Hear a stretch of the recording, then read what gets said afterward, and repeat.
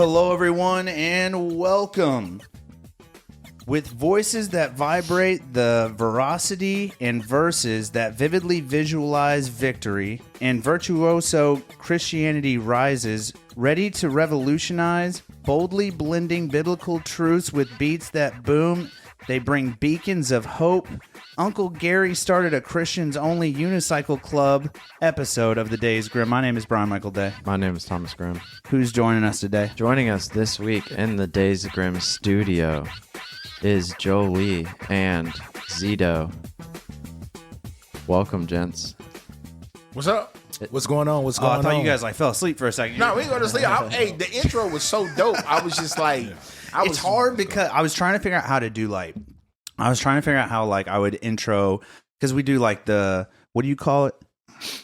Alliteration. I do the alliteration where you tag on words that start with the same letters and stuff. And I was like, how can I write this for both these? It's always a challenge when you're doing two people at once to kind of cover both spectrums, but it's pretty nice. So yeah, dude, how are you gentlemen doing today? Man, good, man. I think better than I should, but I'm here. Heck yeah, dude. Zdoh rolled up on a motorcycle, getting that fresh air. Yeah, dude. On that HD. Smooth. HD, dude. What is that, 1100? Electric Glide. I don't know what that Harley means. Electric Glide. What CC is it? I think it is 1100, yep. Is it 11? Mm-hmm. That's nice, dude. I want one, but I would for sure die on it. No. Oh, 100%. You're a bit larger fella than I am. You know what I'm saying? You can handle that. You get my little ass on there, dude. I'm going down. Wow, I'm going down, bro. The craziest thing is just seeing him drive past and you see a sheriff right behind him. It's like a reverse escort. Dude, I thought he was pulling you over. Yeah. Because I heard some voices too. Did you hear the voice? And I was like, oh, the sheriff is yelling at him on his bike. Oh, I didn't know there was a sheriff behind me. Yeah, you literally... Bro, you didn't know it was a sheriff and you pulled a legal turn right in front of a sheriff. Yes. Bro, I was like... All right, that happened. God, dude. Bro, I thought that when I got to the corner, there was two bikers sitting on the corner. So I thought it was bikers sitting on the corner. And I thought they were dude was following me behind me. And it was a sheriff. It was a sheriff, bro. Yeah, he was like, I'm going to pull this mug over. Give me a reason. I just seen you do that little Yui, and we seen a sheriff right behind. I'm like, my face was like... Dude, outlaw, baby. Wait, okay, so let's get down to brass tacks. And by brass tacks, I mean, we'll go one for one here. So when you ask them, reference their episode number. I'm going to. Jeez Louise, dude. I haven't seen either one of you gentlemen in a hot minute. Johlee, we saw you in episode 94. Shout out to whenever the hell the date was on that. I don't remember. And Zdoh, we haven't seen you since the first 6 months of the podcast, dude. Episode 37. Oh, man, I feel special. Yeah, dude. It's couch days. Dude, yeah. On the casting couch days. You were a part of that. It's a beautiful thing, dude. It's a beautiful thing. So don't be ashamed of it. It's a beautiful thing. But for the folks at home that haven't seen episode 37 or 94, let's just start from my left to right. Introduce the folks to who you are, a little 60-second elevator pitch. You know what I'm saying? Trey Norman, I go by Zdoh Designs. I'm a videographer, graphic designer, photographer. Here based out of Evansville. I do live streaming. I do a number of things here in town. So, biker. I mean, you name it, I'm probably doing it. Popping willies in front of sheriffs. Father, and involved in the religious community as well. Yeah, definitely. Dude. Oh, definitely. Shout out to the Christians, dude, for sure. Mm-hmm. Not far from modern day, so you got to represent around here. You know what I'm saying, dude? They're Catholic. They're a little spicy. You know what I'm saying? They're a different kind of breed, but you get it. It's the same book. Same book. Yeah. So I was raised kind of Catholic. So I like to give just your run of the mill Christians a hard time. Brian's the type of Catholic that just brag. I got 6 extra books. You know? Yeah, dude, I've read Revelations a few times. It's not a big deal. And then you, sir. I'm stuck, man. That's funny. Anyways, So 60-second elevator pitch. Johlee, born and raised from Flint, Michigan, here now in Evansville, and I am a hip hop artist, father, husband, brother, you name it. That's what I am. Are you an uncle? I'm an uncle. Nice. I'm a car salesman. Reader, writer. I mean, you name it. That's what I'm doing. You know. Oh yeah, I'm here for it. You've been hunting and fishing with your brother-in-law too, haven't you? Hunting and fishing, bro. Yeah. Are you just getting into it? Like just new? Yeah. Honestly, New to the game? Because I've been fishing before. That's fine. I've never been hunting before though, and I want to go. I haven't been hunting before. Yeah. But like, I'm like, man, I really want to try. Right, dude. Because I'm like, man, my brother-in-law does it, my sister-in-law does it, and like they come back with the deer, and I'm the like, meat's so good. Are you a venison fan? Do you like deer meat? Listen, I love it. I know. His brother-in-law will bring like goose. I mean, he's getting any type of variety, a bird, fowl, whatever. Okay. I couldn't he do can- fowl. Have you ever shot skeet before? I can't shoot skeet. I mean, back in middle school. Skeet? Skeet. Yeah, that's what I was like, man. I was waiting, bro. What ski we talking about? Hey, ski, hold or on. just like Hold drinking. on. This is a Christian podcast, like right? surge, you know what I'm Okay, here saying? we go. Back to what we were talking about. Jeez Louise. Surge. I really can't shoot skeet to save my life, though. Have you tried? Like leading the disc in the air, I just can't. I can't get it. I'm not good with a shotgun. That's why that's bird shot. Yeah, I'm just not good. I don't hit it ever. I don't hit it ever. There's a spread. Yeah, I'm not good Bunch at of it. pellets. I don't know how it works. I've shot skeet 100 times. I'm not good at it. Have you ever? Are you a big gun guy? I am a big gun guy, but Yeah. I've never shot ski before. I've been around to watch it. I've been in a gun range and actually watched them do it, and I was like, "Yo, how do they do that, bro?" Yeah, it's No way. It's about, there's two factors. Like he was saying, there's birdshot. So there's this cartridge that has these little beads, these little BBs in it. And then, so that's one factor. The second factor is the target is moving so fast. So like, and pitch and roll and different variability. But you have to be able to like see the target and aim your gun here and then follow the target on its path. And then I can't get it. I don't know. I'm pretty a good shot, but I just can't do skeet. I don't know what it is. I'm not good at it. There's people that do it with a bow and arrow. That's sick, dude. I think they're called Joe Rogan. I don't know. Like Just my kidding. sister-in-law That's the next does level. like, and she has like a little, bow and arrow, and like it's kind of like gun form. But I'm like, man, I want to learn how to shoot this thing. Like she's. I don't know. You just think of like Hunger Games, Yeah, and how she was just like, dude. Could you That's- imagine schwacking somebody with a crossbow, dude? That'd be Bruh. tight. listen. Or not a it's crazy. crossbow, but like a bow and arrow. That is gangster on a whole nother level, bro. It is. Like And think about it. that's If the you like learn, pull, and you like, you got learn a that bow and arrow. trade, you just like, and you know what I'm saying? I think you Got it. have to say skeet when you shoot your gun too. It's like skeet, Yeah. Just, skeet, skeet. Shout out but to my sister-in-law. dude. So guys, welcome back into the coat closet or the shoe box or a really small room with a lot of lights and shit going on in here. So welcome back. Good to have you guys. Yes. And you guys been doing good? I haven't seen either one of you in like over a year. So Yeah. everything's I feel going like well. I probably have aged since the last time you seen me, but Dude, I for sure aged. You looked at me and you were like, dude, you're not 48 years old. What did you say? You said I was like 45 or something? nah, paid you for 40, 42. man. You son of a bitch. Jesus Christ. I was like, I know I look bad, but I didn't think it was that bad, dude. God bless my wife for staying with me. You know what I'm saying? That's all I got to say. You good over there? We Hey, aged. what you guys may recall is from the times that you guys were on is we do this little treat called the Death of the Week. Do you guys vaguely remember that? I do. It gets a little crazy. We're not super proud of it. But the premise of the show is we like to talk about dark stuff, and then we like to talk about light stuff, and then we like to talk about dark and kind of like, ebbs and flows of the dichotomy of life. So we're going to joke around a little bit on this week's Death of the Week. Thomas, are you ready to spin up those tunes? Yes, sir. Hit me. The death of the Oh, here we go. This week's Death of the Week. The Pope's involved, everybody. Oh no. Heads up. My source for this is NBCnews.com.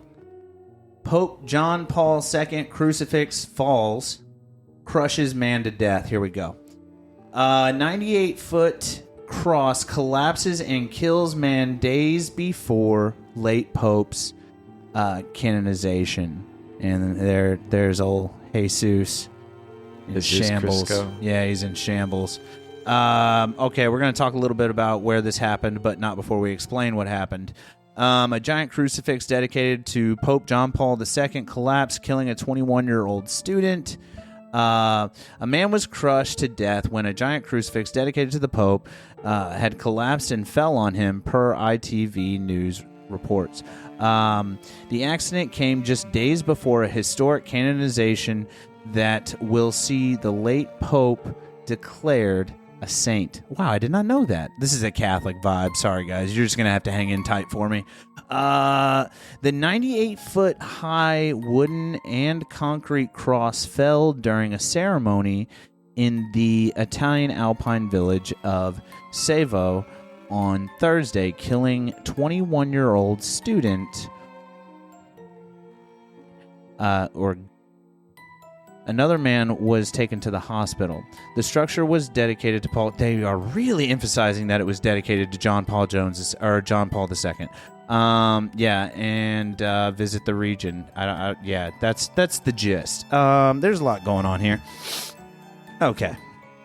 It is wild. Do you think the guy that constructed this crucifix with our man J-Dog on it, do you think the man that constructed this thing low-key was like, I wonder how many people this could kill? Or like, do you think, I don't know, like, what happened? I need more details. You know what I mean? Why did it collapse? Like, was it windy? Was it faulty? Was it the guy that built it? I don't know, dude. It's a giant statue, 98 feet. Yeah, it's huge, dude. That's massive. Was that 10 stories? 98 feet is short of 10 stories, just barely short of 10 stories. Think of a building just collapsing on you. But it's just a giant Jesus coming to hug you forever. Oh my. That's bad. I told you, this is not great. This is our least favorite part of the show, but we're gonna get through this together, gentlemen. If you could, by choice, be killed in any manner, is this in your top 5? Nope. For me, dude, that's easy top 5. If I get crushed by Jesus, I'm in on that. Man, I'm just thinking of it. Like, I guess it's a difference if you don't see it and it just happened and you just boom. But if you see it and you just trying to embrace for it and it's just not like sudden death, then it's like torture. Yeah. I'm just a no for me, dog. Imagine yourself being in heaven and just be like, dang, Jesus, why you got to take me out like that, man? I'm sitting here thinking It's twisted, dude. Right? Why I bro. gotta get taken out like that? I could have got left any other way. Well, what it boils down to, and I don't know. Did fall from heaven. What it boils down to is what they were saying, like Pope John Paul II being canonized or whatever as a saint, which I think is strange. I think it's strange. The Catholics do this all the time, right? Do you know much about like saints and angels and all that stuff? Kind of, yeah, right? So like a real person can be like Mother Teresa is a saint, right? Real life people can be like just turned in, like idolized as a saint, and then they like get their own prayer and this whole thing. It's a thing that Catholics do. I think that's weird that we like take real people and we're like, oh yeah, we'll give you your own prayer, and now you're a saint, and you're. I mean, like, I don't know. I'm not here for that. So I feel like this is kind of like a flashy, kind of like, hey, check out this Pope. You know, we're gonna canonize him today, and then Jesus fell over. Yeah, I mean, doesn't it say something about like not having idols? And Yeah, I was sitting here thinking the same thing. Bro. Yeah. But the Catholics are weird in that at least Roman Catholics will, they idolize angels. Yeah, it's weird. So like they have prayers for all their angels and stuff. Yeah, but like you guys have Enoch.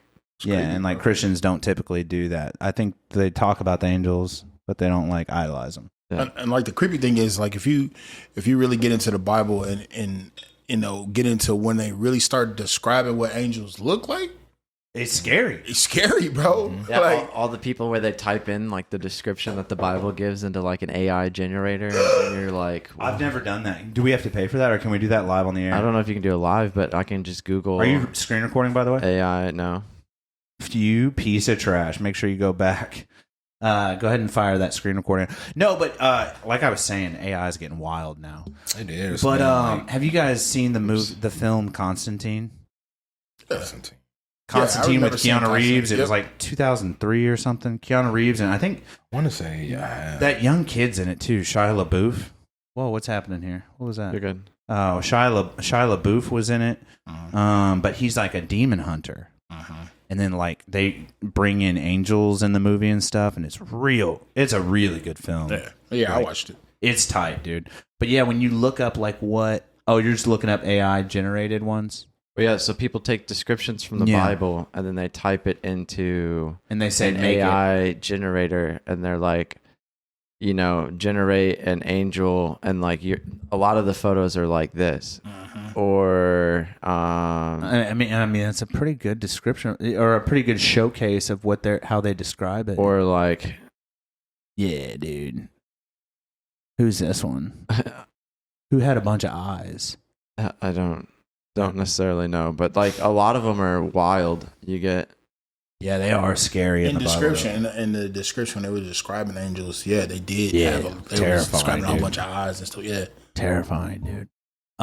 So that's this week's death of the week. Do you guys have any? Do you guys want to mention anything about getting crushed by Jesus, or should we just go ahead and move past this? I mean, I can get hugged by Jesus, but being crushed, like him falling on me, like and like that's 30 miles that's, an hour. That's how it ends. Like that's how my story ends.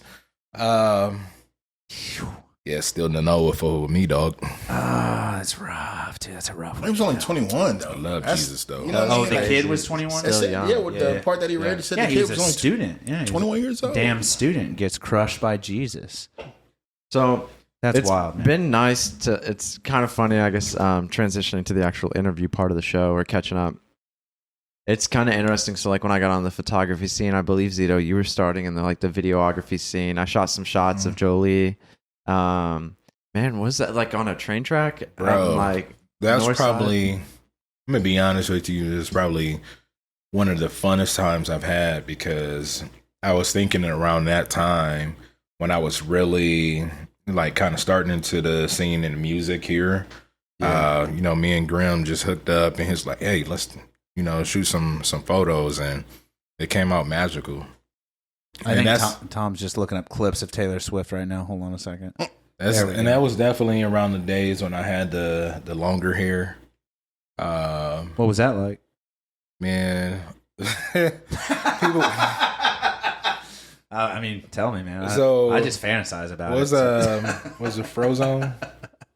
Yeah, Frozen. Honey, where's my Yeah. super suit? So what was? Wait, are you calling that long hair?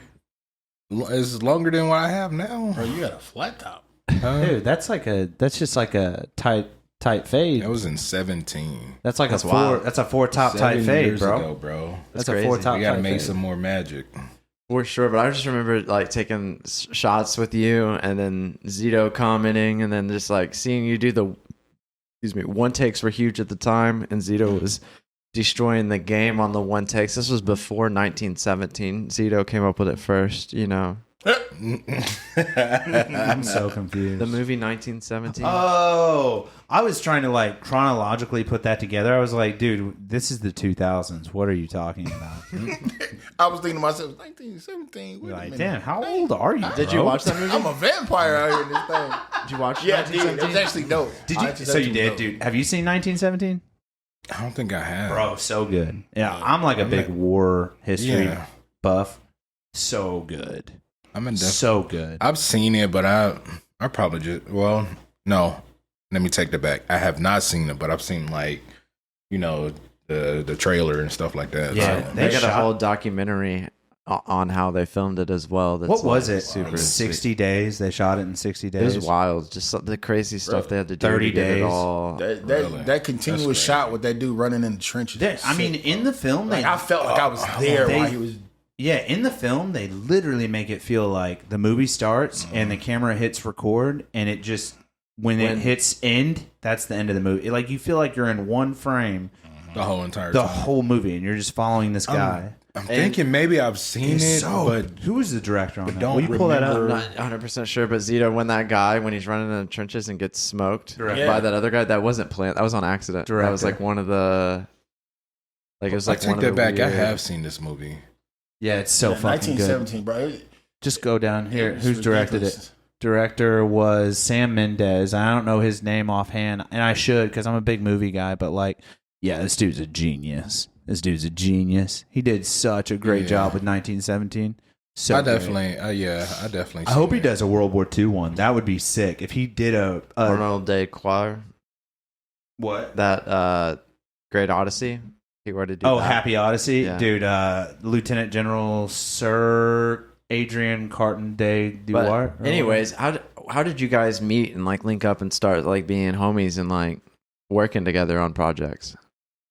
It's crazy that you say that, though. Here's the thing. So before I moved into my house, we actually lived in the same apartment complex. nice. And so, and I don't know, did we see each other like outside or something like that? Yeah, and I was like, I seen you, and I was like, one day I was like, man, what is this dude looking at me for, bro? I was just like, I'm just like super weird like that. He's like, Dude, here's what his wife. I He was know, like, man, looking for no reason. He was looking over. I was like, what this dude looking at me for? And I remember. Crazy thing was like we lived. I mean, he lived a building over from me. He didn't. You know, what I mean, we was in the same apartment complex, but like literally, he was right next to me, and I didn't know who this dude was. It's wild, dude. It's crazy. So y'all didn't like attend the same church or anything like that? No. Separate congregations, dude.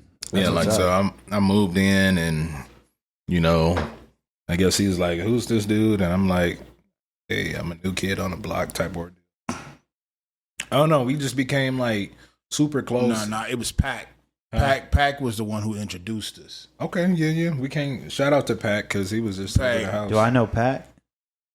Pac was is a mutual friend of ours. Yes. Well, you know, Pac is. We all kind of do at some point in time. We were all doing gospel hip hop at some point in time.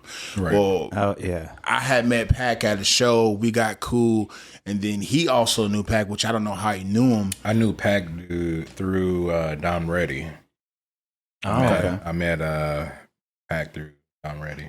And Shout out to Don Reddy. Oh yeah. Yeah.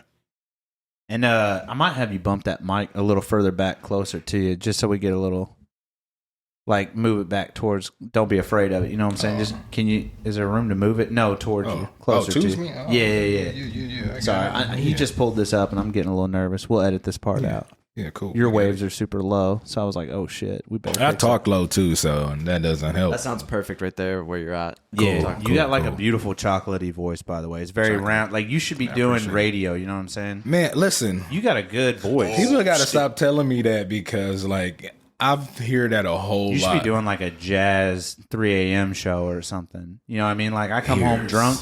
on your nightly radio station. God damn. I'd sub You're to here that. with Jolie. Arby's, we're in the meats. So sit back, enjoy your wine, grab your beautiful lady, and let's roll with it. Yeah, dude. you know? That's beautiful. Yeah. So, you really should get on it, man. Jolie, For real. what's in the projects for you this year? Like, what are you hoping to achieve through the summer? You got anything coming out? Yeah, man. So actually, I've been working on some music for myself, and then another artist of mine. Me and him been knocking out some stuff for his project as well. So Still in the Christian genre? he is actually, he's kind of, waving himself into that genre. But he's just authentic him, it's like one of my brothers, but And what's this gentleman's name? Did we say it? No, we don't wanna say it? we don't want to say it just yet. I thought you But- said it and I missed it. I Yeah. just wanted to make sure. No, that's cool. But hopefully, definitely, we get him on the podcast soon. Dude, I'm about it. Do have a question. Speaking of music, specifically Christian music, so I've been getting big into like metal recently. Well, I've always liked like rock and roll, like classic rock type stuff. But I've been getting big into metal like in the last, I don't know, like late 20s, early 30s, like to now basically. And one of my favorite bands is this band called Wage War. Dude, they go so hard. They go so hard. I don't think I've heard their of shit is so aggressive. But then like when I heard them, I had no idea that they were a Christian band. But I just heard the vocals and it was like it was like a car crash. Every verse was just like a explosion. And then one day I'm like listening to this song and I'm showing my wife this song. I was like, dude, you got to listen to this in the gym. It's so good. And I like showed her and I was on Spotify and I hit the lyrics thing by accident. And like one of the lyrics was hate is a cancer, love is the answer. And it was like God follows me to the grave or something like that. And dude, that was like, I was like, oh, this is like a song about God or something. And then I found out they're a Christian band. Right. Dude, fire. Oh yeah. Fire. Oh yeah. But are there like, I say all that to say this, are there like some artists or musicians that you've met that maybe aren't Christian, but like could put out Christian music, but they have like that fringy vibe? Like they've put out like non-Christian music. Right. And then now they're like meeting you and you're like, dude, we should do some work together or something. But it's got to be Christian. You know what I'm saying? Yeah. And then like they bring their edginess, but with Christian lyrics. Have you ever met somebody like that before? Yeah, I've definitely had, people that's in that circle. We collab on something, or even just helping out with certain lyrics and stuff like that, and them not being in the CHH genre. Yeah. I think the biggest thing with that is just being you. Like what I tell a lot of people that I, pretty much I hang around. No, I'm not in the CHH world like that anymore, like in Christian hip hop. Oh, you're not in there anymore. But my roots is still from Christianity, so I feel like it's still always going to be, that genre, but it's not labelizing and putting myself in a box, Yeah. Okay. But the biggest thing is just like, being true to yourself. And then, even if it is a person that is, doing secular music, I'm just like, keep it clean. That's all. Do you, but keep it clean, Yeah, so. But it's the way you present it, though. And I don't know how well this translates to hip hop, and maybe Tom could correct me. I'm not like the largest hip hop fan. Mm-hmm. I follow like the big names. I got a couple like one-off names that I follow, but like for the most part, I'm big into like jazz, blues, rock, for sure. Anything that has a guitar in it that somebody's actively playing. I like that type of stuff. You know what I mean? But like it's for this metal group that I found, it's just the way they present it. They present it like a death metal band. They present it like a band that is singing about like sacrificing animals. Bro, I don't know how to explain it to you. Like the songs are so violent, and when I'm in the gym or when I'm out on the road running and grinding, that's what I need in my ear. I need the violent, angry, and it just came up on my queue one day, and I was like, "This is the most violent shit I've ever heard." It was aggressive, and then I was like, I found out the lyrics, and they were like talking about like love and not hate, and spread the word, and I thought it was pretty tight. So I just didn't know if you knew anybody like that hits it super hard, but it's just all for like Christianity. I didn't know if you knew anybody like that. Yeah. It's interesting though. I feel like maybe metal's like a rare, because it's such a violent genre. Yeah. And I think mostly it's just like, how it's presented, if it's presented in a way like with me, I listen to it, but like enough of it to where I'm like, okay, but if I feel like it wouldn't be able to be a whole lot to where like, my head's starting to hurt and all that. But man, I love music. I love listening to different types of music. Nice. Let's see if we rewind it back to Zdoh's episode in the early days of, under 40. It's been 37, It's been like 2 years since we've seen you, Zdoh. And what have we done in 2 years? I guess reflecting back, you had a rough year leading up to that year of the podcast.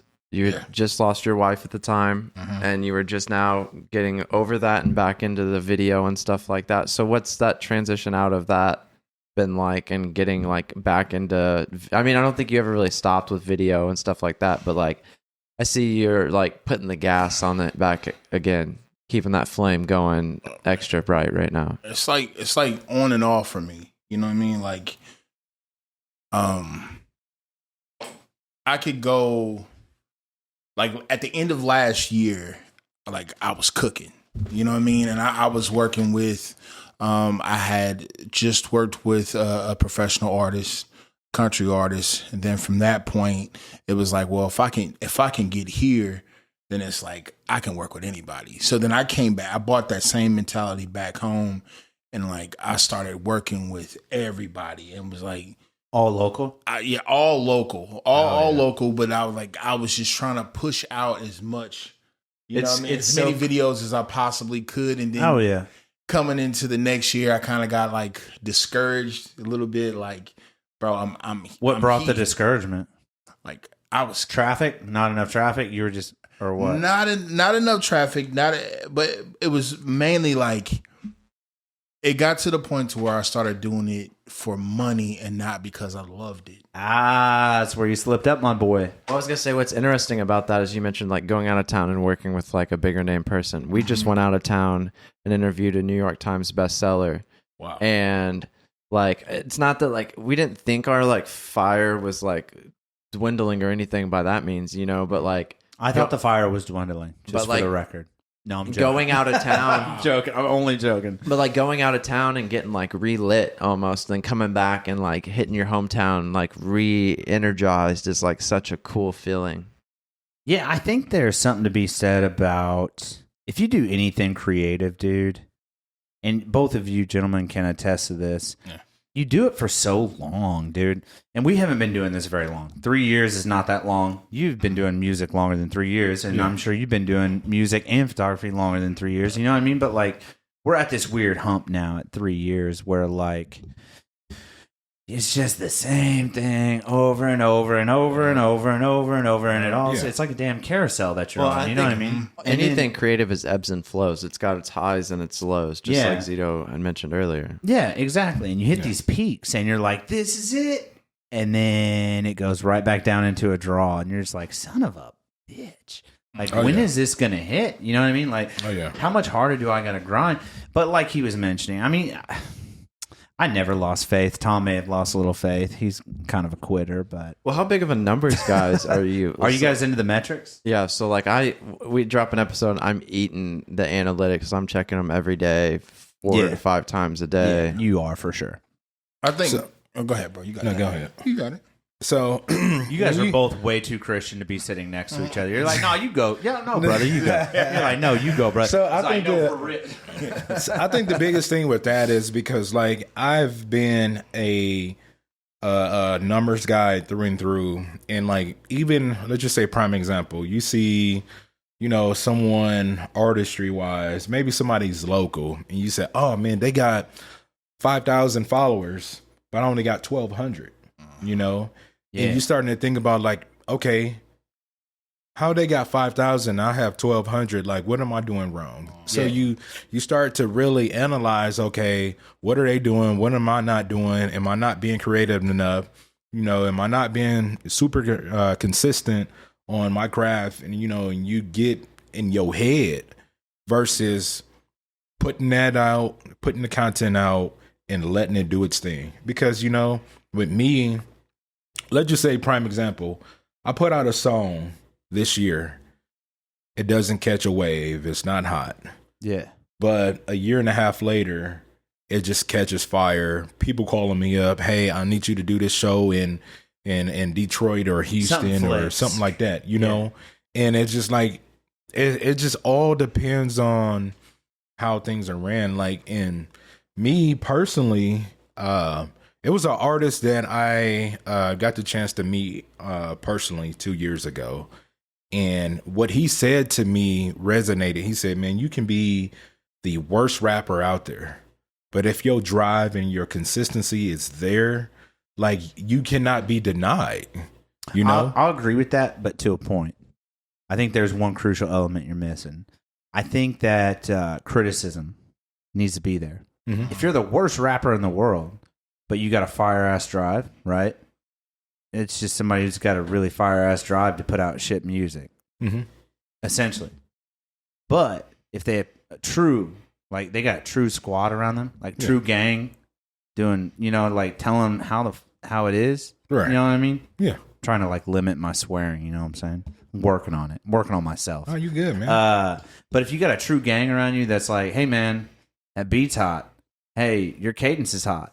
Hey, these words are retarded. You need that. Oh, for sure. You need that. You know what I mean? sure. And people have done that to the podcast. They're like, hey man, you guys are crushing it, but I think Tom has autism, and we're like, all right, we'll get him tested. You know what I mean? So like Man, this that's tough. You made me take the test live. I on did, this. bro. We did it live on the Bro. show, bro. But That's no, crazy. you need those people around you to give you that constructive criticism. Right. But the drive, I agree with you. The drive is the entire battle. The entire battle. But you need to have a team around you. You need to surround yourself with people that are A, supportive, and B, willing to tell you when something is just like, hey man, like it's kind of poopy. Sometimes. I respect that. Or but here's why. I think the main thing is just money. I mean, by far. What do you mean? Because literally your verse can be trash and everybody will know your verse is trash. But if you got the money to push it and you got the money to get it to the right people, you know what I'm saying? It'll flourish. What? I've seen it so many times. He's not wrong. Yeah, I'm gonna be I've honest. seen it so many I times. know nothing bro. about hip hop Yeah. apparently. So. And I don't even think this is only. I think it's just music in general. You know. But within, would you only say hip hop? I would only Mostly? honestly, personally, I would say hip hop because Who's like that? if you're a terrible singer, people will tell you you know what I mean? If you're a terrible singer, people will tell you, hey yo, you can't sing. You know what I mean? If you do country or if you do any other genre, like people are critical, but people are not critical That's over water. What you got going on over hip hop or rap. Proud What do you got? source. Proud Hey, source. listen, bro. You can tell that's he's from probably. Flint because he brings his own water. Yeah, they don't. Dang. Roasted, dude. I love it. I love it. I love it. What a roast! Shout out to Flint, Michigan, dude. I hope y'all are staying. Shout hydrated. out to my hometown, Flint, Michigan. Yeah, this is Proud Source. Dude, stay hydrated, bro. Definitely stay hydrated. This is Rocky Mountain. I guess it's spring water, but Dude, what do you think? Got you on what that do you one. think about? I have one more thing that we cannot forget, and it starts with a B, and we have to talk about it on the show. But until we get there, what do you think about like, so like the freshman, what do they call it? The freshman release or whatever. Double XL. Double XL freshman XL cuts. freshman. Yeah. Yeah. You know what I'm saying? When Lil Dicky did his, dude, I love Lil Dicky because I'm just like a big fan of the Jewish community in general. for sure. But like Lil Dicky's straight fire. And then they had that weird little jazz guy on there too. I forget his name. The guy with the curly hair. I can't remember his name. But then they had the guy that sings Panda on too. What do you guys Designer. think about Designer? Yeah. I don't like Designer, dude. I don't know. Designer is But like that's kind of a prime example of what you were saying. Like his freshman double XL was booty. He just like made machine gun sounds the whole time. He was like something about shoes. He said something about shoes like 6 times. He just said the same verse, like he said the same line in a verse What like do- 6 times. I thought his double XL was probably like the height because that's when he did that Timmy Turner. He was wishing for a burner. Timmy. That's when he did that, and it popped off after that. So I thought And his Panda? that was probably one of his best performances. To be honest with you, That's just- but like I feel like But I agree with you now that I'm he thinking fell about it. off. Yeah, I mean, it's he fell off because his voice was too similar to Future's. I never thought about that. Him and Yeah. Future's voice was too similar. Yeah, Future's decent. But I like Future. if you think of a lot of people that's in the industry have the same cadences, the same sound, like you know, and me and you have talked about that, you know, as far as like the bubbly sound and how everybody just sounds just the same, you know. Yeah. But I don't know. I think Panda was like a fire song. Yeah, I thought it was. It was a banging ass song, but like he just never dropped anything else that like followed up behind that. What do you guys do to combat that burnout? Ooh, as that's a good creatives? question. So like as a video guy and then as an artist.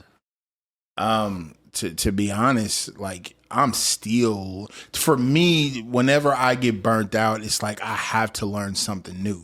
You know what I mean? Like, Yeah.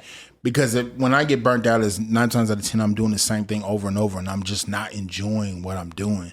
You know, as a creative, like I love trying to come up with new ideas and stuff that's innovative. And when it gets to that point to where like I'm doing it all about the money and I'm focusing on trying to just get the product out rather than try to be creative. Yeah. So I think for me it's just doing like personal projects, doing like this another word for it, but Like pro bono, like a free passion shit. project. like no, doing projects that I want to do pretty much. Doing Like a passion project. passion projects. Yeah, yeah, there yeah. we go. Tom said it, yeah. Doing passion projects. That's the way that the only way I can combat it. What about for you, sir? What do you think? Like as far as like combating that burnout, like or whether you're sitting down writing, or how you write, or how you record. Mm-hmm. You know what I'm saying? Like, how do you combat that? How do you stay out of the like, man, I'm tired of this? Like, So I think it's two case scenarios. One case is getting outside of your comfort zone, your environment that you are in. Because 9 times out of 10, if you constantly just write in one specific place, you're gonna feel stagnant, you know. So I feel like if you get outside that environment, maybe going somewhere, even if you travel somewhere, that give you inspiration to like, oh man, let me go back and write this song about my experience and what I did, you know. Another thing is figuring out something else that you somewhat not necessarily maybe curious about, or something that you always been wanting to do, you know. I think the second thing for me would be like, okay, I've always wanted to do modeling type stuff, you know. yeah, it helps that you're not like a bad looking dude. You know what I'm saying? Like, yeah. So he's like, yeah. shout out to the Chocolate Brothers. Yeah, but I think you know, just the biggest thing is just like I was like, man, I really wanted to try my hand in the modeling thing and you know kind of see how that works. Yeah, so I get it. Heck, that's So and like that finding a kind new of passion. branches over with For sure, Zdoh getting definitely. back into one takes, but doing one takes with these models that like you've sampled 4 years ago, maybe even longer. How long? We shot photos 7 years ago, so I remember seeing even a sample video of like a model you did of your niece, I believe, like 5 years ago. Nice. And now you're trying to revamp basically into that. Yeah, I want to. So what I'm finding out is like, sometimes it's like whenever I try going and trying new things, like the modeling, the fashion thing, filming, making like TikTok and Instagram, doing these reels. So like They're hot right now. it's hot, you know what I'm saying? Yeah, it's so if I can get into doing fashion, people are going to see, you know, people dressing up, people dressing fancy. People are like, oh, yo, I want to do something like that, or oh, yo, I want to pay this dude to do. So whatever I want to do, it's like I try to like. Like I'll get some of my friends and then I'll try it out on them just to see what kind of buzz I get, and if it works, then I'll go full throttle with it. You know what I'm saying? That so takes the me- modeling thing just Before you get a wild hair up your ass, right there, what you said, what I was kind of referencing. Yeah. Having solid people around you that you can trust. yeah. And then, like you said, see what kind of buzz I get, see what my friends, like the people close to me, connected, think. And then if they're like, whoa, how the hell did you do that? You know what I mean?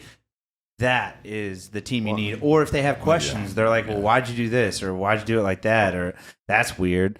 And then then that gives you insight on like, oh, okay, yeah. And then you go back and look at that thing and you're like, yeah, that is kind of weird. Like, you know what I mean? Like having that team around you is like, Well, and I think Big, too, dude. another thing that like Zdoh touched on too is like trying like in those moments of being stale or stagnant, and like overcoming that is a thing that like a lot of photographers and videographers, and like Johlee mentioned, getting put in a box. Like, you know, if you're just say I'm a Christian rapper, well then you got to stay in that box.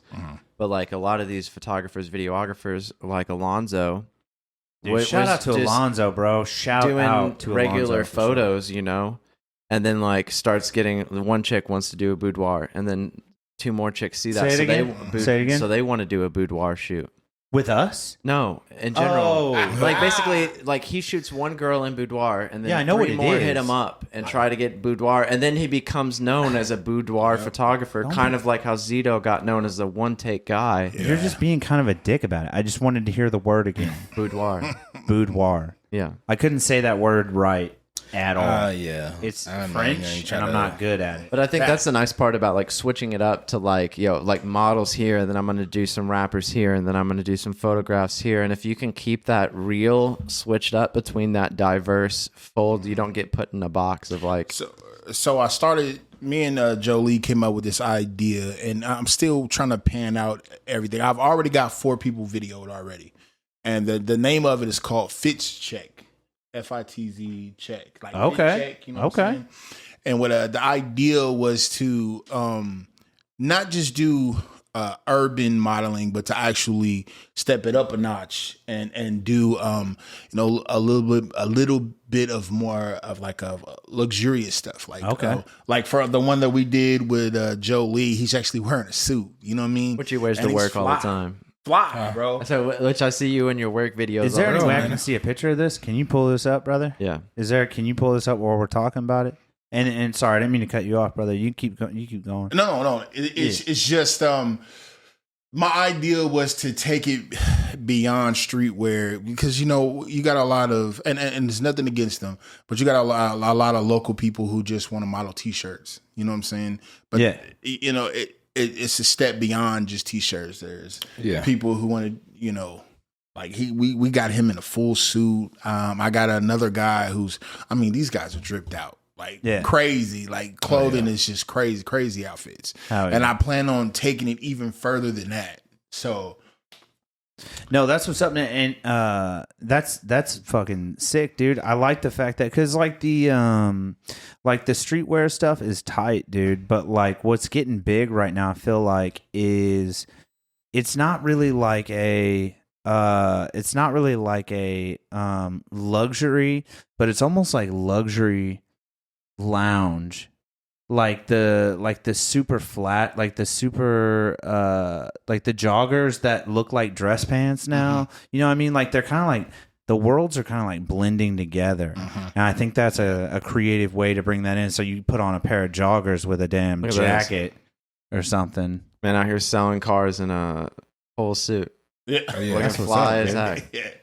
That's what's up, dude. What I was gonna say too, Johlee, is so he sold 6 cars that day with these TikToks. I think I sold about 3 that day. No, though. you didn't, dude. I'm Don't gonna be honest like with that, you. dude. Don't be I'm like serious. that. He's out here Yeah, bragging, I think I did sell like 3 that day. But I was gonna say too is so like one thing that's hilarious on Reels right now. Have you seen these videos of like people like that like get hit or like there's a ball or whatever, and then it cuts in and it's like a car salesman. Oh and yeah, that I've seen shit's that. so There's funny. this one white dude that I follow from like bum F nowhere, like Gainesville, Florida. He's like he looks like somebody that should be on Swamp People. You know what I'm saying? And he talks like it too. And he's on my Instagram. Can you pull up my Instagram? Flop it over to my Instagram. Well, you might not be able to find it. Either way, he'll like take these popular reels and stuff, and it'll be like a girl doing like a sexy dance. Because my whole IG is just full of just like booty and a whole bunch of. They really got Brian figured They out. got me. They got me dialed in, bro. They got me dialed in, bro. Out of there. So this car salesman takes those clips, and the reel starts like with a girl dancing or like saying some dumb shit like, y'all want to know why I can't stay with my man? And then the video stops, like this popular reel stops, and he's like, yeah, we're down here selling. I got a damn Dodge Durango back here. I got a Dodge Durango. It's a 2020. It's got 40,000 miles on it. Yeah. There was one I watched, and it was like the girl that says, tell me a sound that's better than this. And she like shakes her little coffee cup. And then, do you know that reel that I'm talking about? It's like, tell me a sound that sounds better than this. And this little white girl, she like shakes her little coffee cup with the ice in it. And then it cuts right there, and he's like, "Yeah, you shutting the fuck up. I'm over here selling. I got that one. I swear to God, dude, it's so funny, dude. He has it nailed, and he's moving product. He is moving product, dude. He's so funny. I think that's a really interesting marketing strategy. For sure. So, like, since we guys had you on last, You gotta get on that, AI's dude. gotten big. You got to get on that. But AI, sorry. Yeah, since we had you guys on last, AI's getting big. Have you guys utilized AI in any of your creative processes yet? Oh, absolutely. It's wild. Several. I've actually. It's insane.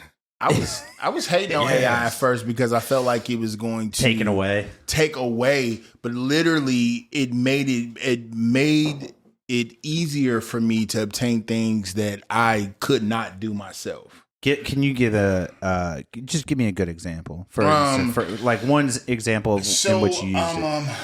Like I forget what it starts with an M, but it's an AI. It's everybody's on it right now. Is it chat?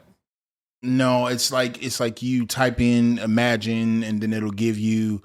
You could type in whatever you like. I do it for like background. So long story short, I can't think of what the actual website is, but it's at home on my computer, and you could type in exactly what you want to see. So like a lot, like for me, like I'm capable of building worlds. Just by generating stuff off of the AI app, and then I'll take it back into my software and just kind of animate it and play around with it, and I'm able to build like worlds and put people in places that my imagination. Like I just did a album cover for my buddy, and I made the city out of speakers, out of actually like hip hop speakers. So, but that was generated. If you look at the background of it, it's literally from you sold me, AI. dude. Have you seen anything about Sora yet? What is Sora? Once they release some video snippets of what Sora can do, Tyler Perry was building like a $6 billion or six something crazy amount of money recording studio for his movies. And once he saw down in ATL, right? Once he saw a sample video of what Sora could do, he closed down the studio. He was like, I don't need it anymore. This is completely generated by a text prompt. Can you go full screen on this so we can see the whole thing, please? Yeah, I was just trying to find a better. No, just make the window full screen, please. There we go. Oh, get this ad bullshit out of here. Everybody's trying to get their money. Here we go. Video samples. Yeah. Let me see what we're working with here. No way, bro. A lab? Oh, I see what they did there. They got 2 labs here. But like, I don't know why none of these are playing. But like, just click play. Just watch the sound. Clicking play. Nothing's playing. Oh, no shit.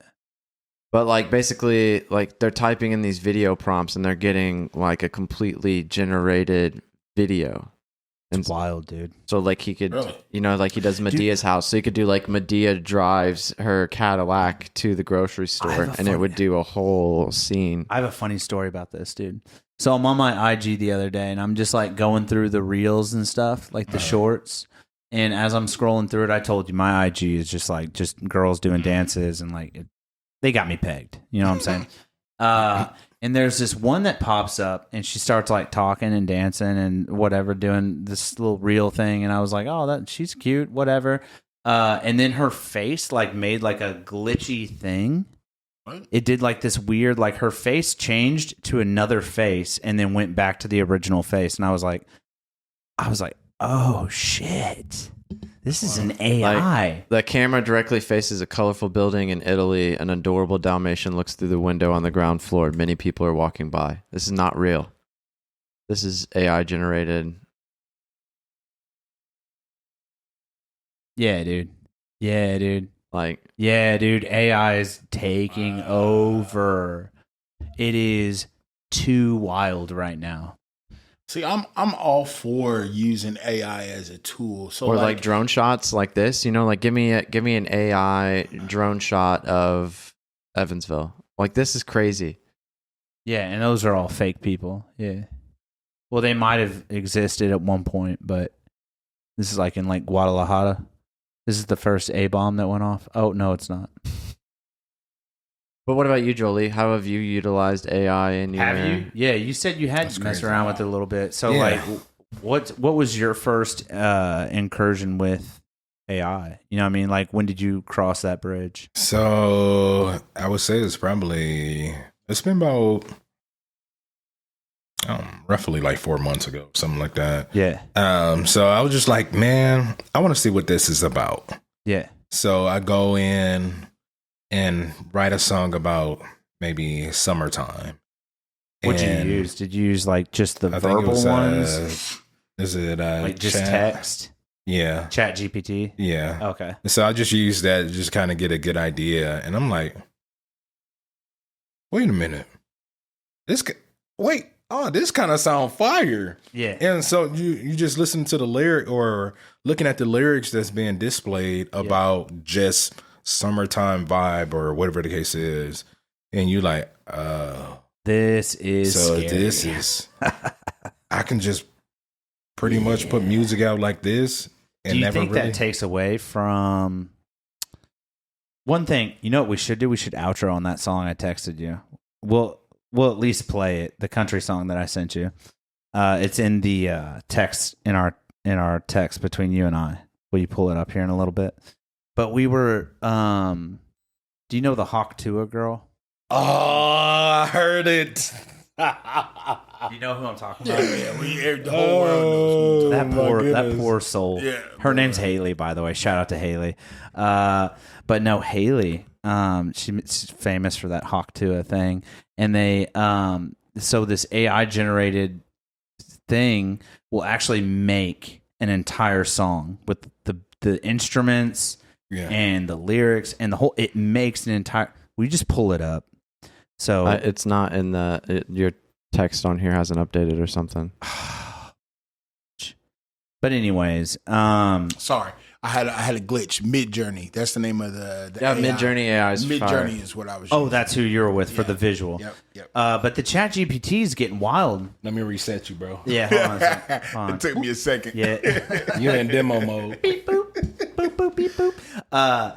Dude, but the Chat GPT is wild too. So like, if I'm writing an email to like a professor at a university, I'm like, hey, write a professional sounding email to this producer or to this professor about come on to my podcast, and it just 9 seconds. Yeah. The way I describe it to insane. people is when you use something like ChatGPT for a song or for an email or whatever it may be, is you use that as the bones of the song, and then you add the fat, trim away the unneeded. We don't need a tail. You can cut that off. And then like you basically you use that as like your skeleton, and then you build all the systems on top of it. I feel like there should be some kind of I feel like AI is a great tool, you know what I mean? But that's what it should be used as, is an actual tool. Like what you showed us, like the AI of the dog crossing, like What the if you had like a scene in a movie you were shooting or a music video, and you like, yo, I wanna make this person look like a giant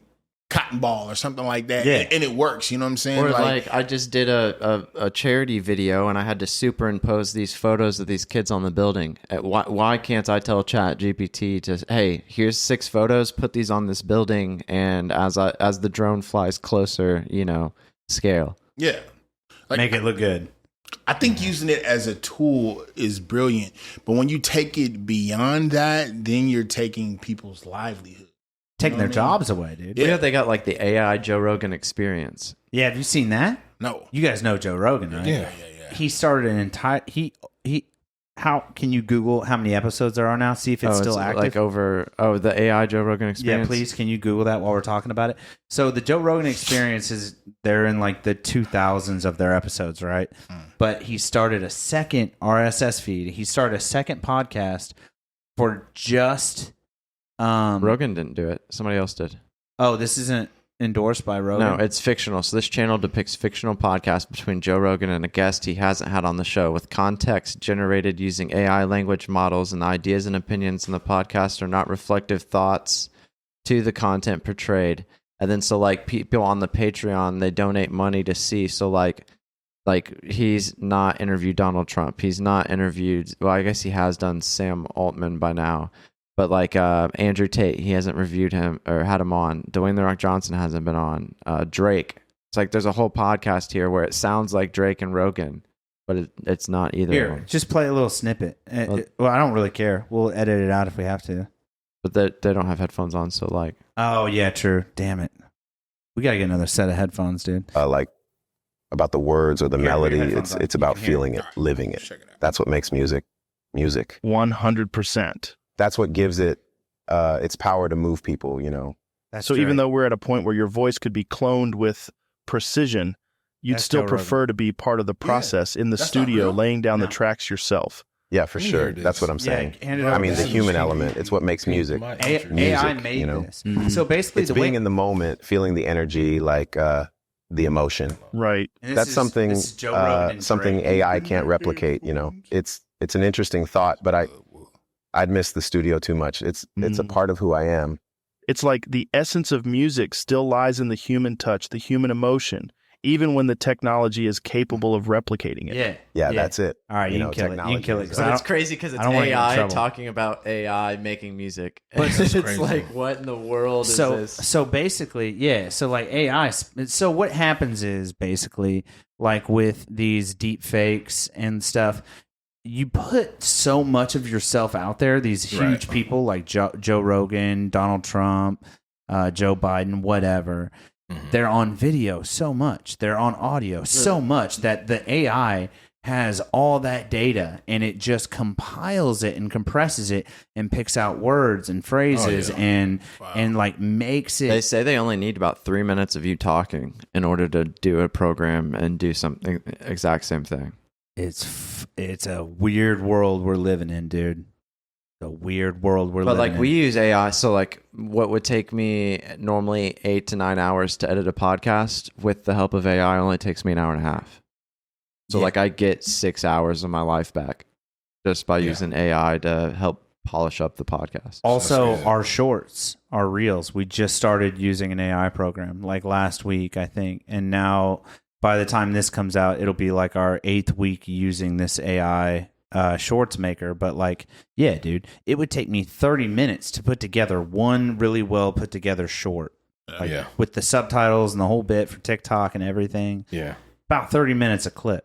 Okay. Now, if you're putting out a clip every day, that's 7 clips times 30 minutes. I mean, that's a lot of time that compiles up. Now you want more than one clip in a day. And now I'm doing 2 clips a day. It's like, that's an hour every day that I'm like, all right, cool. Dude, we plug in one of our interviews. Like, this interview is going to have a bunch of clips. Right. I plug it in, the link, and it just tears it apart in 20 minutes and shits out 35 clips. Then you just go through 20 and minutes. watch what's good, decide if you want to leave it in, take it out. 20 minutes, and it's in the vertical form. It's well put together. It's got all the subtitles. It's all done. Logos on there. Everything done. 20 minutes, 35 clips, and you schedule them. And that's the best part. Yeah. I can schedule them. Scheduling has been You just huge. schedule them. Tuesday, drop these 2. Wednesday, drop these 2. Thursday, drop these 2. Friday, drop these 2. I gotta check that out, Bro, But see, and the biggest thing with that is we'll just talk like about it after the show. We'll Yeah. talk about it more after the show. But I am really curious about like your guys' creative drive. Right? You're both creatives. I wanted to know what's changed in that process in the last year.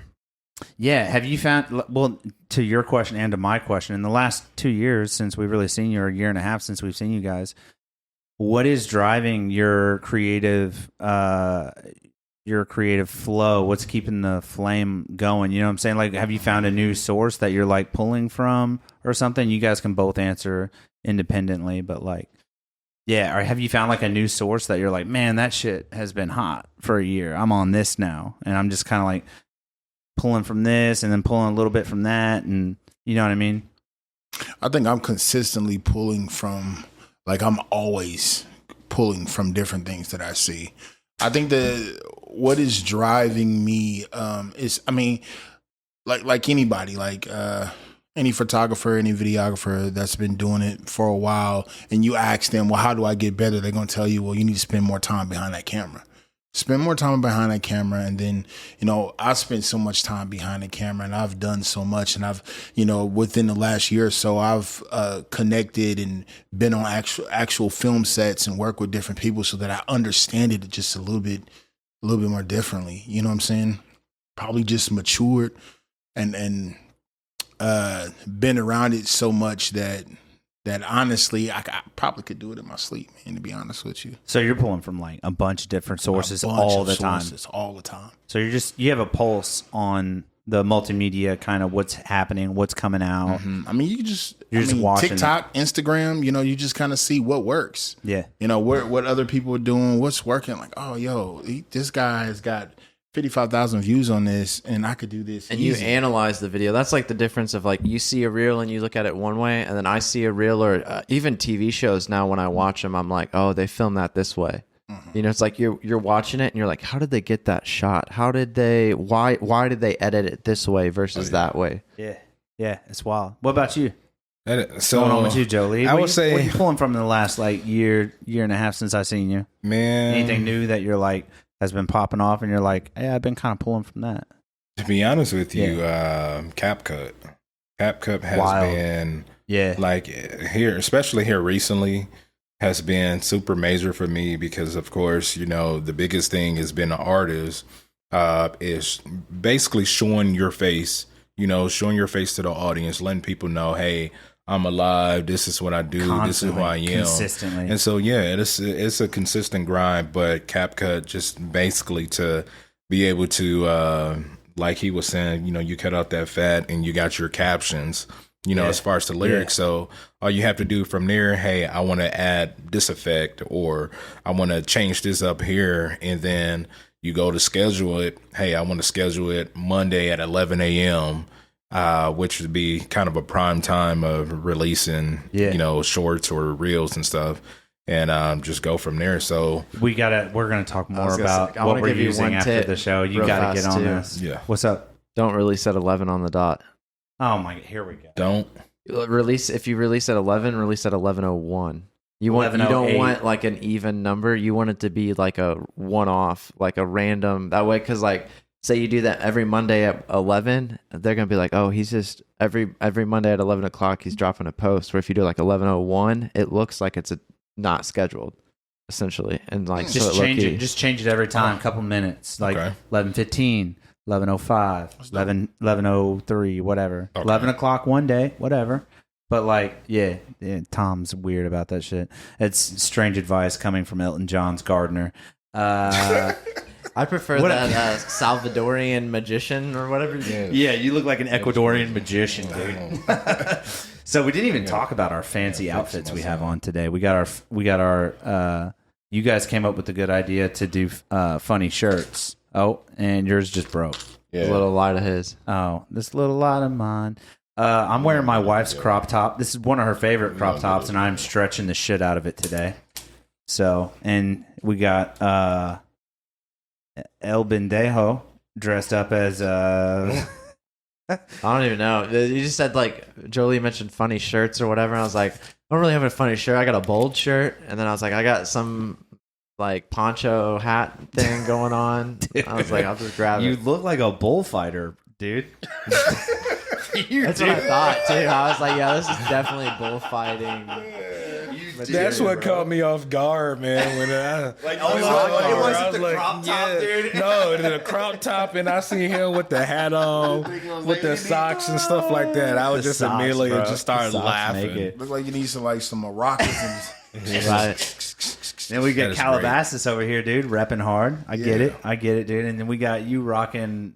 Yeah, let me dude. take this off of here. So here's the crazy thing. You just like hang. I was just like trying to be funny, I've got a shirt just and like so that. I was like, you know what? I'm gonna get this to my wife for Christmas. And right around this time, we were actually shooting a video. Me and Zdoh were shooting a video, actually to Bandit. Yep. We were shooting a video to Bandit, and we was like, how could we make this video funny, but like kind of super cool and discreet at the same time? Yeah. And so like, we had props of the Fake case. gold. We had what else did we have in there? You had a mask. We had a ski mask on. Yeah. We had gold. Yeah. We had you with a thief outfit on, Yes. but like It was like random stuff. And here's the crazy Is thing. this on like, YouTube? Yes. I gotta watch this. Yes. Random stuff. So if you look like this one right here, because it was like actually 1 or 2 pictures, but of course you got the little crown going over the top. But the actual aluminum foil is actually the little Reese's, the smaller pieces. And so I was like, I'm about to take it super old school, do it how we used to do it back when we were kids. And so I did the Reese's aluminum foil across. Yeah. And he just lost it. That's Like, awesome, dude. it was great. But I mean, it was a wonderful time, man. Like we shot that video at pretty much dead middle of winter.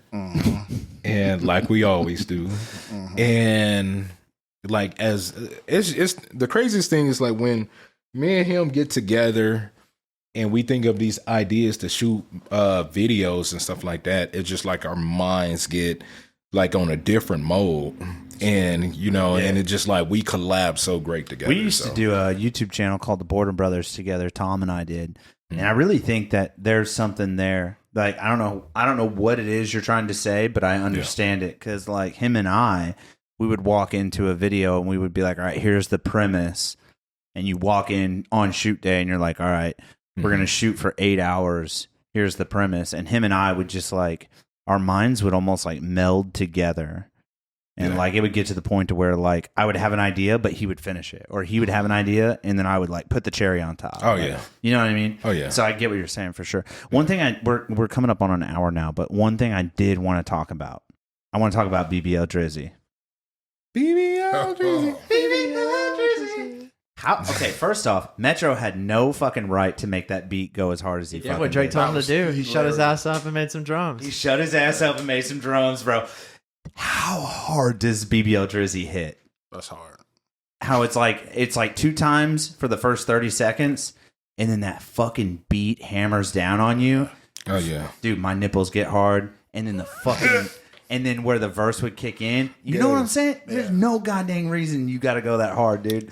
But he just went hard. I gotta show you guys some of the the AI Motown covers too. Have you guys seen these? Oh, dude, we'll have to talk about it at the show. But like, what do you think about? What's your take on the BBL Drizzy whole situation? Are you guys with Drake or are you guys with Kendrick? Who you ride with? I'm Team Kendrick. Right? Kendrick won. I mean, Not yet. It's still beef, dude. It's still going. I was Team Kendrick from the very start, but I Like, damn, dude, you have no reason to put an album out like that. like Golly, dude, you got no reason to put an album out that hot. I was Kendrick from the start, but I think I wanted to see like the battle that I wanted to see wasn't Kendrick and Drake. I wanted to see Kendrick and Cole go at it. Cole backed down immediately. But I think he backed down just because he can go anywhere without having security. Yeah. If you can see, he'll be walking down the sidewalk in his main street. If he got in that beef, he would have to get security. Yeah. Dude, he saw the first wave come out and he was like, oh, no, I'm good, bro. Yeah. I'm good, And I dude. think like the same thing with Cole is like, man, I'm a fan of Cole. Oh, you know he's what I mean? so... Like lyrically wise, like he's just great. He's nasty. Now don't get me wrong, Drake held his own. You know, he came out with some. Is he sleeping with some underage hot- girls? Is he sleeping with underage girls? What's going on? Just imagine. No. Is he sleeping with underage girls? Somebody tell me. Somebody just come out and tell I me. don't think it's been officially confirmed, but allegedly. Is he sleeping with girls that aren't 16 or 18 or whatever it is in Canada? Fucking. I don't know why he didn't drop his own hot sauce. That's all I'm gonna say. That would have been a fire money investment. Drake's hot sauce line. Oh, I don't know, bro. Anyways, as we wrap up the show, as we tie this up, I would like to go down, like, basically, Zdoh can go first, then Johlee, of, like, a piece of advice you would give to somebody, like, so for Zdoh, it'd be, like, wanting to get into videography, and, or even somebody that's facing, like, burnout or whatever. What piece of advice would you give to that person? And then after that, we'll go to Johlee with your advice for an artist. yeah. A person that's just beginning or facing burnout, I would say do more passion projects.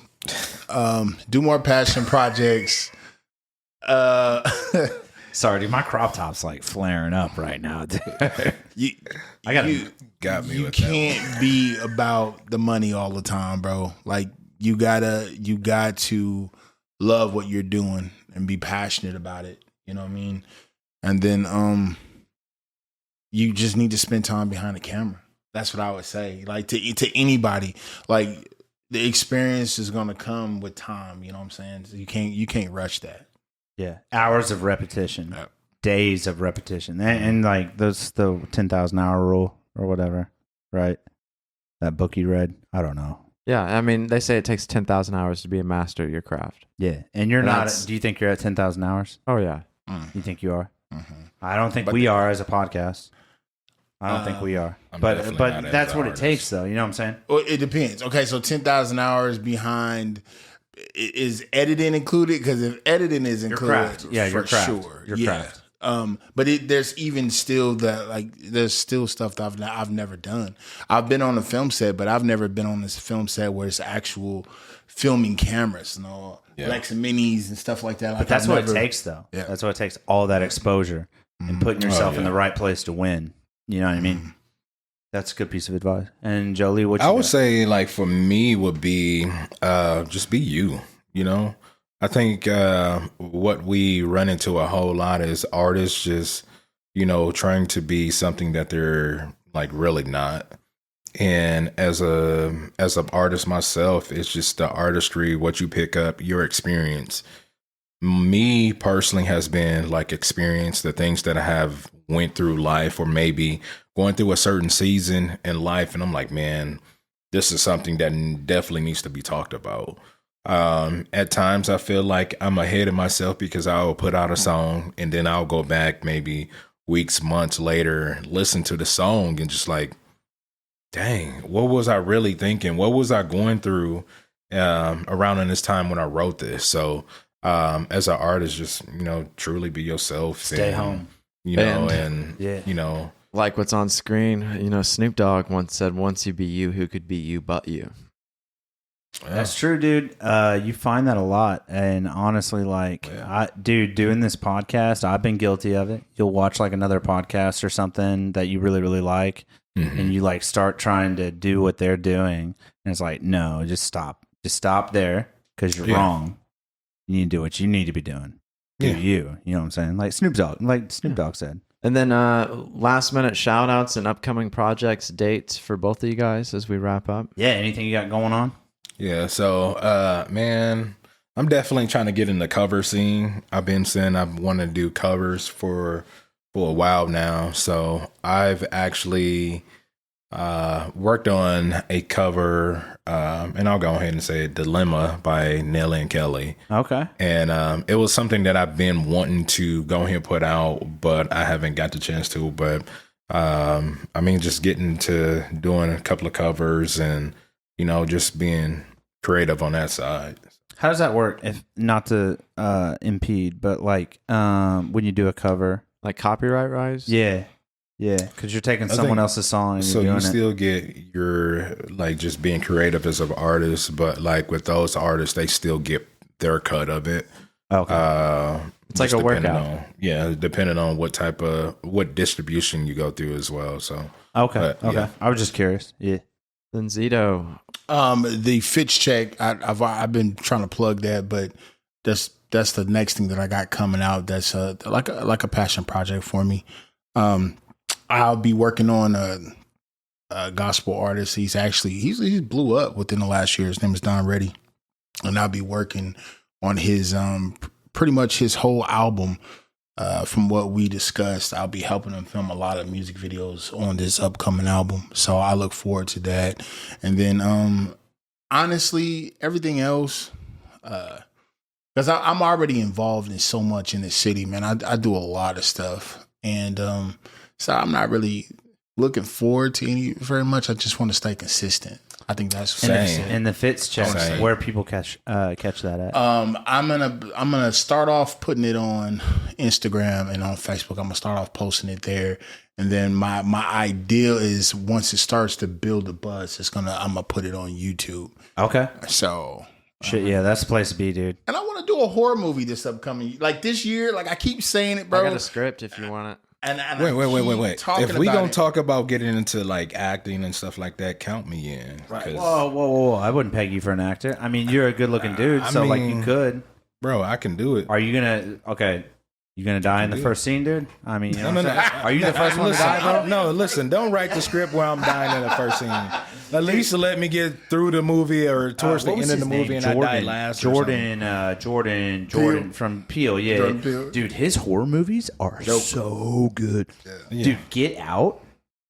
Get Out with the his buddy who was like the fat security. You kind of like remind me of the fat security guy. I swear to God. But like, dude, and he meets him at the end of the movie, and he was like, "I told you not to fuck with that bitch." Like, dude, so great, dude. Man, so great, dude. Hold on, that is the same director that did Them and Us. And Us, Yeah, like if I did a that horror dude movie, is nuts with like he's so funny. Yes, and then he has that dark side, dude.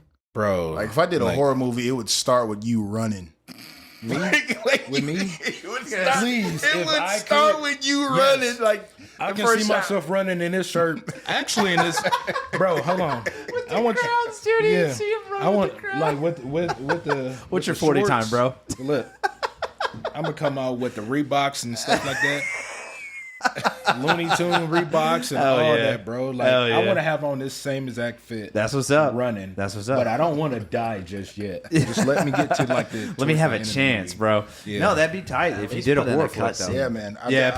Cut scene, dude. Because there's so much more funding for horror films. Like I'm involved in this film community, and like they were talking, like we were having a discussion. There was like there's so much funding for horror films, and I'm just like, yo, I've never thought about it, but once I put my mind to it, I'm pretty sure I could probably pull something. Dude, off. shout out to Farley, who's been on the podcast now twice. Yeah, he wrote a script and it's actually getting picked up as a short film. Yeah, he got picked up by, you'd have to go to Instagram for me to remember the name of the film company that picked him up. But he's doing a film that he wrote 8 years ago, 10 years ago. And he's been just like working on this script. Could you pull it up? Mike Farley, please. Mike Farley 82, yeah. No, and scroll down. Yeah, and he just got picked up by AF9 Films, yeah. But dude, he's in touch with some people from LA. He's in touch with and this is all happening just because he was in tune with the film industry, like you're saying. Okay. You go to these conventions and you shake some babies, kiss some hands.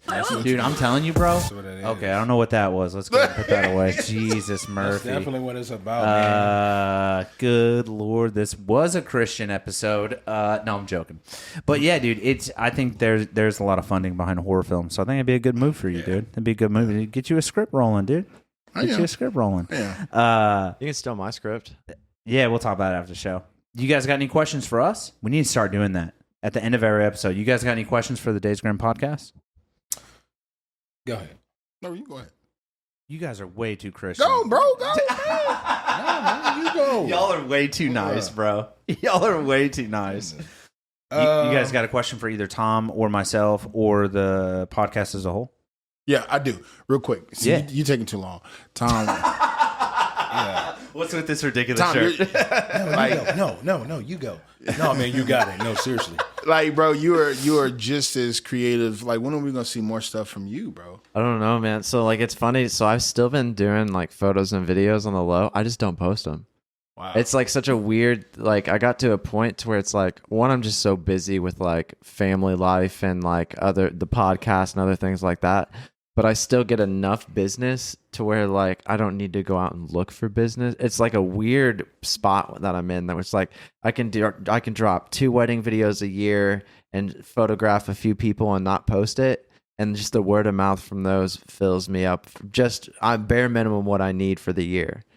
And so like it's a weird thing, but like I am itching to get back out and like do some like bigger stuff. Like we're talking about maybe trying to do some shorts, like some like comedy skits, like actual directed skits. And then like I wrote a short film during the pandemic, but I don't have the time to film it, you know. And so we'll talk about it. We'll talk about it. It's good as fuck. It's good as fuck. It's so good. But yeah, I plan on getting out there and posting more. I got some photos coming down the line. I started posting on my Instagram again like last week. So just trying to like revamp the catalog. And go check out his IG, everybody. And you're posting all these on Anomalous? Yeah, on Anomalous. What's the handle on that? You got to just go to the search, Anomalous Studios. Yep. Yeah, just go check out Anomalous Studios, man. Follow his page, man. He's got some really good shit. I've stolen a bunch of his pictures and put them on stuff, and he doesn't care. But yeah, he's got really good work. His color is so good on this Fuji, dude. The color. This Fuji is shooting wild color, dude. Dude, when NFTs were hot, I made like 100 of these, and I never dropped them. Yeah, real bummer. Shout out to Tony Tripp. He's crushing the NFT game. Yeah, man. That's what we're doing. Jolie, what about you? Jolie, you got a question for the Days Grimm podcast? Real quick, Tony Tripp. That's like my new logo. Tony Tripp did it. He's a stud. He's dope. He's a stud. Yeah. Love him, hate him, doesn't matter. He's good at what he fucking does. For sure. I love that he is a friend of the podcast. A huge friend of mine. I don't know if I got really a question. He kind of stole my question. Yeah, you want to book a shoot? We'll line something out after the show. Oh shit!